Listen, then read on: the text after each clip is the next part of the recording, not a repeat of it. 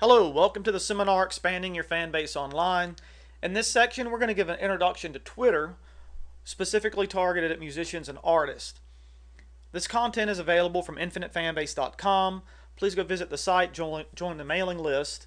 There's going to be special content that I'll distribute to the mailing list that won't be available in other places. We have a Facebook group, and we're on Twitter at twitter.com/infinitefanbase. So in this particular presentation, we're going to go over several things. We'll give a definition of Twitter and explain the service. We'll talk about some of the good and the bad things about Twitter, and go through some of the real potential for a band and a musician. I'll give you some warning items to kind of keep you from looking like a spammer and how to use Twitter appropriately. Then I'll go into a little bit of the underlying theory behind Twitter and why it's important to be using it. And I'll talk about a couple of ideas on how I think a band can use it to really get big. We'll talk about some best practices, and then I'll give you a list of some of the most useful Twitter tools to sort of help in your communication with Twitter. So, what is Twitter? Well, Twitter is an online service, and it provides a messaging platform for you to connect with other people. It's short messages. There's a limit of 140 characters, but you can send anything that you want. You can send, there's services that let you send video and pictures. You can also send URLs, and you can just send basic text status updates of what you're doing. The size of Twitter, it's hard to get an accurate number, but last year I saw one estimate that said there was just over 1 million folks, and the growth rate was at 1,000% year over year, which means that this year there would be about 10 million folks.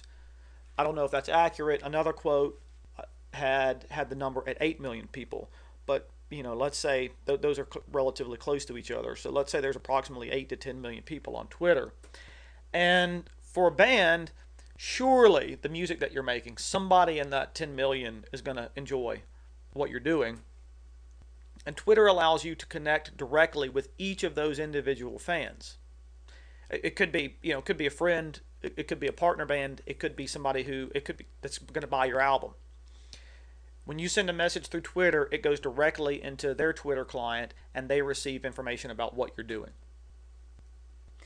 And with everything, there's some pros and cons. The good part for a band is that it's easy for you to give out information about what you're doing. If you've got a new single coming out, or a tour schedule, or you're playing one night, if you're going into the studio, if you've just released something, you can send one or two messages and reach hundreds or thousands or tens of thousands of people in one click. Unfortunately, if you're overambitious, you're going to be viewed as a spammer. If you start sending out just random notices, random updates, and you're doing it several times in an hour, and you're not providing any useful content, you're actually going to end up hurting yourself more than you're going to be helping yourself, because as people get connected, when you just start bombarding them with information, they're going to unfollow you, and you'll lose fans. And that's the downside. As soon as you join Twitter, over time you're opening up a floodgate of information.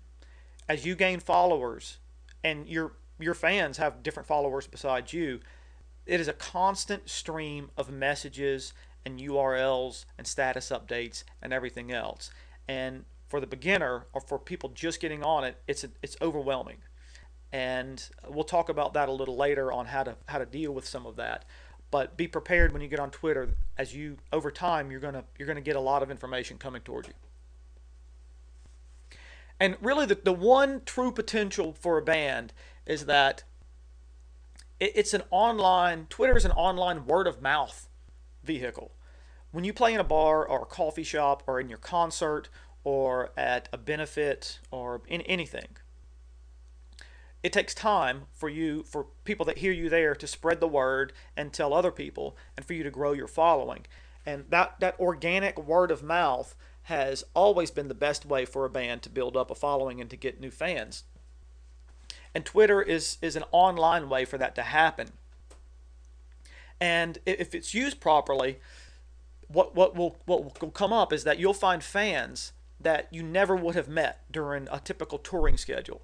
And that's because They may be too young. They may like your music, but they may be too young to go to the concert or to get into the bar. They may be in a different time zone, so they never would have been up. Or they could be on a completely different continent. I almost said planet. They could be on a completely different continent, and they would never see you, especially if you're a local band. But that doesn't mean that they wouldn't like your music. So there's a couple of things to pay attention to before you get started. Don't think that as soon as you sign up with Twitter that you're immediately going to gain a windfall of fame and money and fans. It takes time to build up a following, and you want to make sure that you're becoming part of whatever community that you're joining. You want to contribute useful information. It's okay to tell your fans about what you're doing and give status updates, but provide recommendations for other music. Provide links that your fans would be interested in, and join the conversation and be part of the community. And over time, you'll build up a trust level, you'll build up reputation, you'll build up a strong following of people who really like your music, but also listen to the things that you have to say because you're recommending other good bands and you're recommending good links. And most importantly, don't start spamming people. It's easy to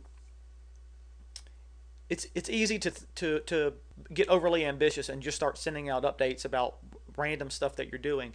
And to be honest, there is going to be random things that are going to come across your timeline, but you want to keep that to a minimum.